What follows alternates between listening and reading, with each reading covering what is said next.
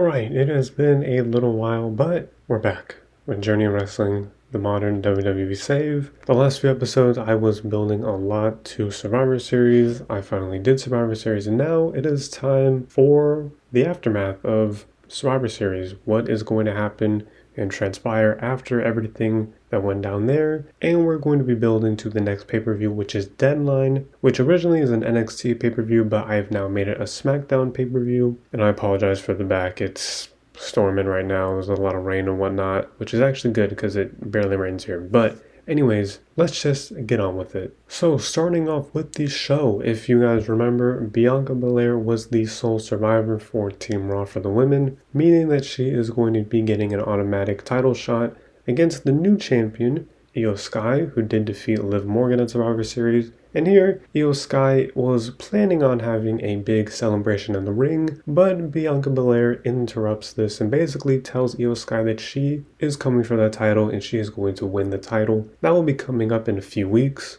but this is just to build some tension leading to that big title match. And we have our first match of the night. If you recall, there was a big four-way elimination match I put on the last episode of Raw, just with four guys who I thought I should be booking more. Shinsuke Nakamura was who won that, so now I'm just trying to continue that momentum. And there's also Trick Williams, who was very prominent in the first few weeks of this save. Now I'm getting him back into the mix. So the winner of this match is going to be Trick Williams. Pretty decent match. But after this, Shinsuke Nakamura is very upset and bitter about this result. He is attacking Trick Williams, but it is R-Truth who is coming out to make the save for R-Truth, making Shinsuke Nakamura escape the ring, retreat. And so this is just something, again, to get R-Truth on the card, because I've not used R-Truth at all, which is crazy because he's really good. I mean, look at this. 4-star charisma, he's super over, all that stuff. And obviously Trick Williams has been doing a lot, so I figure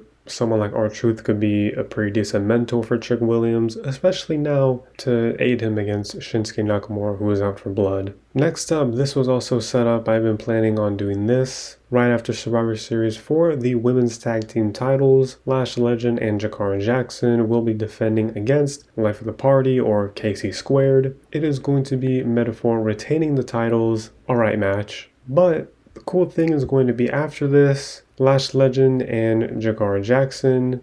Okay, I screwed up who does what in this segment. Excuse me for that. But the bottom line here is that Lash Legend and Jakara Jackson after the match are just in the ring, and then Tiffany Stratton and Scarlett attack the tag team champions. I accidentally mixed up who was doing what in this segment, but the bottom line is that Tiffany Stratton and Scarlett, they've been working a little bit together, especially against Jade Cargill in recent weeks, and now they are after the women's tag team titles. I've tried making the women's tag team division a bit more of a priority. I know that in real life now they have the women's US and Intercontinental titles, and I do eventually want to try adding those, but I mean, there's already so many titles going on in this save, so we'll see, but I definitely think I will be adding those titles eventually. Next up, Gunther is not happy about the fact that Ludwig Kaiser has been injured. If you recall again, Ludwig Kaiser did win the tournament to win the Intercontinental Championship. However,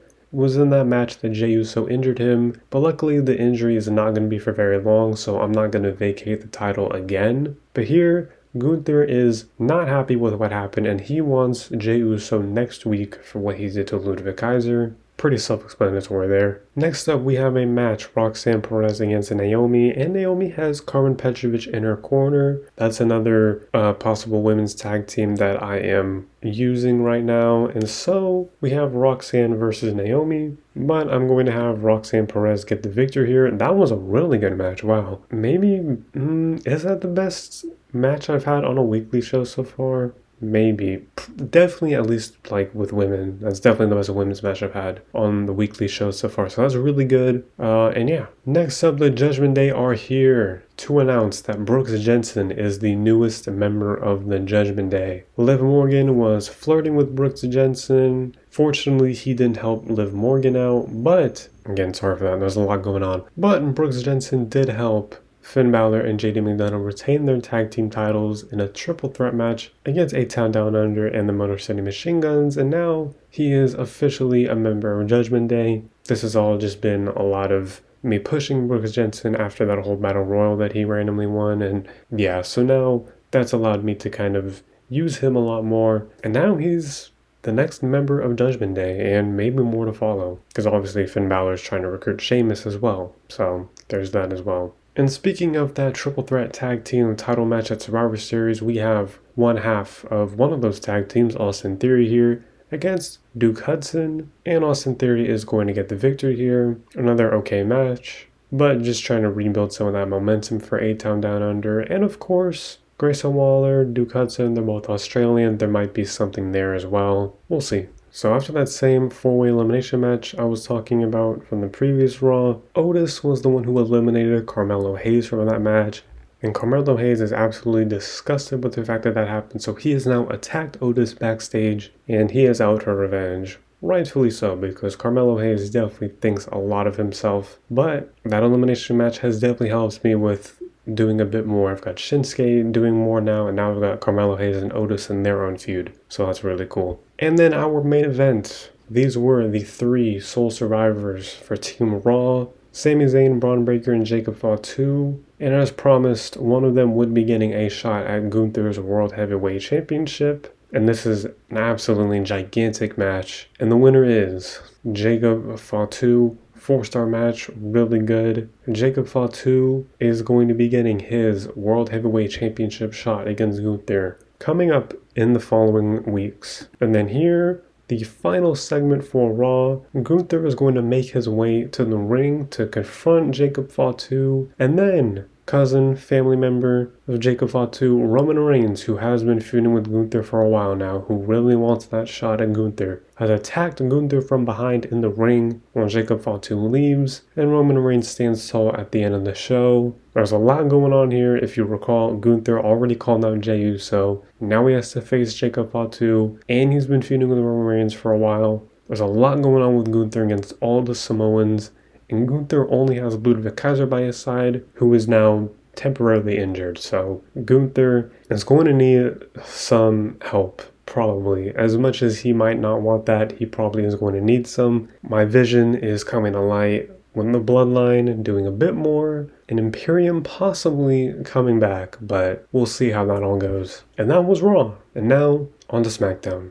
And we are kicking off Smackdown with a little promo between AJ Styles and The Miz. AJ Styles is basically talking about what happened at Survivor Series with the match with Drew McIntyre, Seth Rollins, CM Punk. And The Miz interrupts him and basically talks about how, no one cares about what AJ Styles did. At Survivor Series, The Miz was one of the only ones on Team SmackDown to eliminate somebody from Team Raw. He eliminated Kevin Owens, and he just doesn't see what the big deal is with AJ Styles. And AJ Styles basically tells him, I'll show you what the big deal is with me. Tonight, main event, AJ Styles versus The Miz. So that's what's going on. Next up, LA Knight, who retained the US Championship at Survivor Series, is confronted by all members of American Made. And Chad Gable basically tells LA Knight that he and the Creed brothers are going to be facing LA Knight tonight in a 6-man match, and LA Knight needs to go find himself 2 partners for that match. So we will find out who LA Knight chooses for his 2 partners for that match. And then kicking off, we have Axiom versus Angel, whatever, of Legado del Fantasma. Axiom is going to get the victory here. Angel's a little unhappy about that, but it's okay.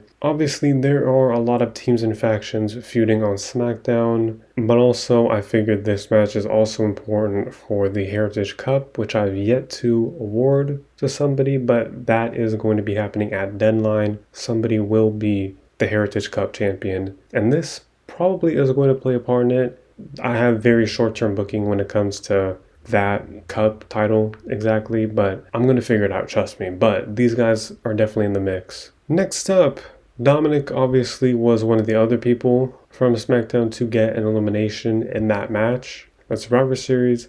However, while he's bragging about that, Eric Rowan is interrupting him and basically telling him to watch out. And that's basically it. Eric Rowan is just very cryptic about what he has to say to Dominic Mysterio, but Dominic now has to watch out for the White Six. we're here on Smackdown, and probably not going to have one for Dominic if he doesn't actually beware. And because the White Six usually deal with people that have betrayed their friends or their family or something like that, it makes perfect sense for them to go after Dominic. So here we have that 6-man match. American Made, which is Chad Gable and the Creed brothers, versus LA Knight, and then Kofi Kingston and Wes Lee. Honestly, the only reason I put them in this match is just because they're two baby faces who aren't really doing much else.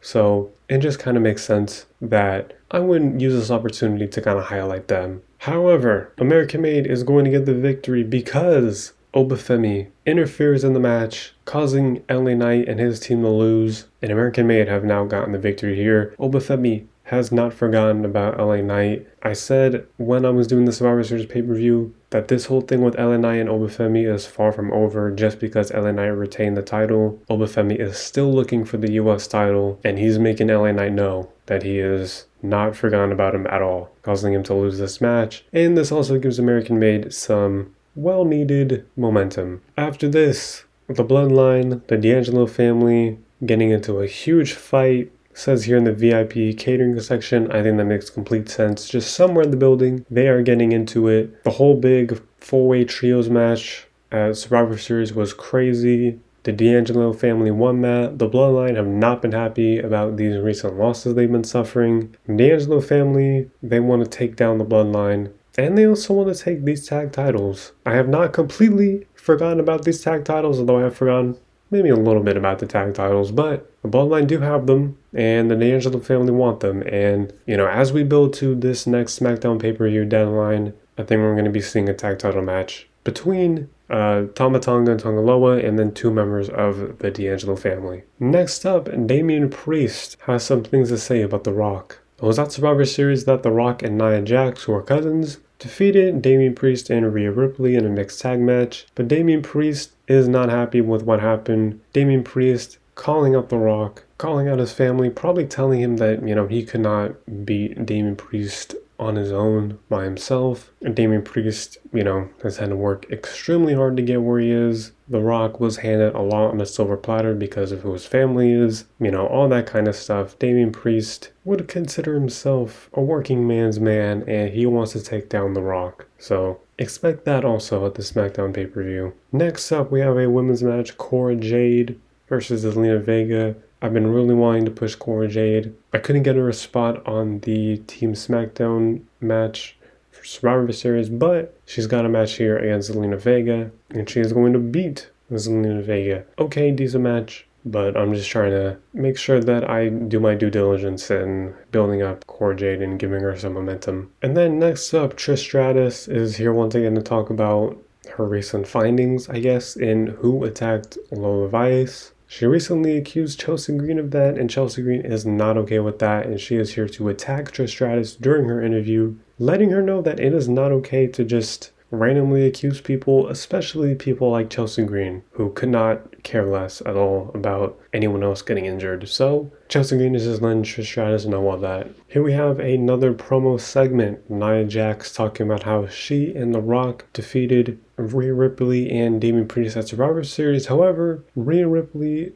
is going to come out and basically say that Nia Jax and The Rock did defeat her and Damian Priest, but Nia Jax could not beat her by herself, and she still thinks that the next shot at the women's title is hers. However, Bayley comes out, and Bayley says that, she got a ton of eliminations for Team SmackDown in that match. She feels that she is also the rightful person on SmackDown to be getting the next title shot. And so now we have a little bit more competition for Nia Jax between Rhea Ripley and Bayley, and that's going to make things a lot more exciting because I've not been using Bayley a whole lot up until super recently, so now I'm definitely getting her into the mix because I love Bayley. I want to use her more, and this is absolutely perfect opportunity to do that, building off her momentum from Survivor Series. And then here we have our main event match, AJ Styles versus The Miz. It's going to be AJ Styles getting the victory here. Pretty decent matchup. AJ Styles is still in the midst of a feud with Drew McIntyre. It's important for him to get this kind of win. The Miz will be completely fine, but it's just a way to keep AJ Styles on the winning side here with the victory. And then the final segment is Cody Rhodes asking for a rematch from Randy Orton. And they're friends, so naturally Randy Orton is cool with it. He accepts it, and the two will have their rematch at Deadline. But of course, just because they're friends right now may not mean that they're friends forever as we head to Deadline. And that is going to conclude Smackdown. And there's a lot going on here. Kofi Kingston's not happy, but that's okay, we'll get him up. A lot of guys getting over, the Tongans, Tony D'Angelo, Nia Jax. Really good stuff as we build to Deadline. And now it's time for main event. And kicking off main event, we have Chelsea Green versus Tatum Paxley from Smackdown. As Chelsea Green just attacked Trish Stratus backstage, I'm kind of building up a little something between them. So it only makes sense that Chelsea Green looks a bit strong, gains some momentum. So she's going to get this victory against Tatum Paxley. And it also improves her morale, which is important as well. Not a great match, but I mean, we'll live. It's okay. It's main event. Next up, Dominic Mysterio, after being a bit startled by Eric Rowan of the Wyatt Six, has now looked to Legado del Fantasma, which is Santos Escobar, Carlito, and Angel, asking them if they can assist him against the Wyatt Six. Santos, their leader, basically says, maybe, but unless they're personally affected by them, they don't want anything to do with the Wyatt Six. So right now, it's not looking too good for Dominic, as he still has to watch out and watch his back for what could be coming. Next up, this has been building for a little bit. Fallon Henley has been gaining a lot of momentum on main event, and that is going to continue here. She's going to get the victory over Jada Parker. Again, not a great match, but I'm still building up Fallon Henley. Big fan of her. I've been using her a lot on main event, like consistently every week almost. So it just makes sense for me to keep that going with the win here over Jada Parker. Next up, we've got a little something here with half of different tag teams that have been kind of at it recently. Braun Breaker, who was unsuccessful in winning on Raw to gain a shot at the World Heavyweight title, is now succumbed to some jokes from Angelo Dawkins, who's basically made fun of him for losing that match and not getting that title opportunity. Braun Breaker is not okay with it, squared up to Angelo Dawkins, basically, told him to shut up or he's going to deal with him. So now this is going to eventually drag in the two tag teams, the Street Profits and the Wolf Dogs, into each other. And it's going to be a whole mess because obviously there's already a lot of problems between the two teams and their members, and now it's going to get even worse. Next up, Solo Sikoa versus Dante Chen. I was already saying on Smackdown how the Bloodline want to be getting some wins back, and they're going to be getting a win back here. Solo Sikoa getting a victory over Dante Chen. Decent match. However, looks like Dante Chen has been injured, suffered an injury. Potential injury feud. I mean, I don't necessarily have a huge interest in Dante Chen, but that does kind of suck because having any bodies that are cool and just losing matches, they don't come very often, and so that does kind of suck. But W for Solo Sikoa and more momentum. Here we've got a little backstage confrontation. If you recall, Wolfgang and Olive Gallus are feuding with DIY. Candice LeRae is married to Johnny Gargano of DIY, and Wolfgang has come up to Candice LeRae backstage and basically warned her that him and his boys are going to absolutely dismantle DIY, and she better be prepared to see how messed up Johnny Gargano is going to look. It's just a very cruel thing to do to someone's wife, but that is the wrestling business. What's also cruel is this rating and the fact that that has happened to Wolfgang. I think that's a little harsh. They're both 2-star charisma, but still, I mean, I don't know. It's whatever. It's main event. And the story is good, so that's what's important. Next up, we have a match. Maxine Dupree versus Nikki Cross. I want to build up Maxine Dupree a bit more, get her that big win. Better match than the other two women's matches that have been on this card, so that's cool at least. But yeah, just continue to build up Maxine Dupree, and that's pretty much it. Here we've got a little interesting, we actually got a good segment on this show, but a little interesting proposal from Carl Anderson, who is a former stablemate and friend of AJ Styles, has offered Drew McIntyre help in getting back at AJ Styles, basically trying to make his life a living hell. Drew McIntyre is curious to why Carl Anderson would do this, but Carl Anderson just wants Drew McIntyre to trust him on this. I've been trying to think of ways to kind of spice up the rivalry between Drew McIntyre and AJ Styles, because as of yet, there hasn't really been a whole reason for why they're feuding or anything like that. The Survivor Series was a good way of kind of intensifying things a little more, and also just not use Carl Anderson at all. And there's just so many people on the roster. There's so many people that have been with AJ Styles before. I feel like it kind of makes sense for the rivalry to kind of use that past history and to kind of play onto what's happening now between Drew McIntyre and AJ Styles. So now involving Carl Anderson, I think is a good move to kind of help solidify this rivalry a bit more, to give more juice, more fire to it. And then our main event is Carmelo Hayes versus Akira Tozawa, who is the tag team partner for Otis. Of course, Carmelo Hayes and Otis have now started their own feud, and Carmelo Hayes is going to get the victory here. I don't know what this is talking about, but what's important is that Carmelo Hayes finally gets a win. I feel like that's the most important part about all this. But of course, Carmelo Hayes doesn't just want to win, he wants to absolutely attack and brutalize Akira Tozawa. However, Otis is not going to stand for that at all. Otis is going to run out and make the save. Carmelo Hayes is going to retreat, as he should. Doesn't want anything to do with Otis head on. And this is just to intensify their rivalry a bit more. And I'm already having a lot of fun with this feud between Melo and Otis. Two people I would absolutely not expect to get into a feud. Two people I would not expect to be booking a lot, really. But I absolutely love both Carmelo Hayes and Otis, so I think this is a great opportunity for both of them. And now things have intensified on main event, so that's really good. And another good segment here. And that is main event. And pretty much the whole week. We have decreased a little bit. Main event is not a popular show, but I mean, that kind of makes sense. It's whatever. I mean, Raw and Smackdown are doing really well, so that's kind of the important part of all this. One last thing to check before we are completely finished with week 1 is this injury. Dang, 6 months. That sucks for him, obviously. I mean, I've not really had any plans on using him consistently, but I mean, that still does suck, 6 months. But that is going to do it for week 1 of this new month, November. The build-up deadline is fast approaching, and there's a lot that is being set up for it. There's a lot being set up on Raw, of course. So just a lot of exciting things happening as we continue on after Survivor Series. And yeah, that's going to do it for this week of booking. Let me know down below what you thought, and let me know what else you think, what else you want to see me talk about on this channel. Like the video, subscribe for more videos, and yeah, thank you for watching.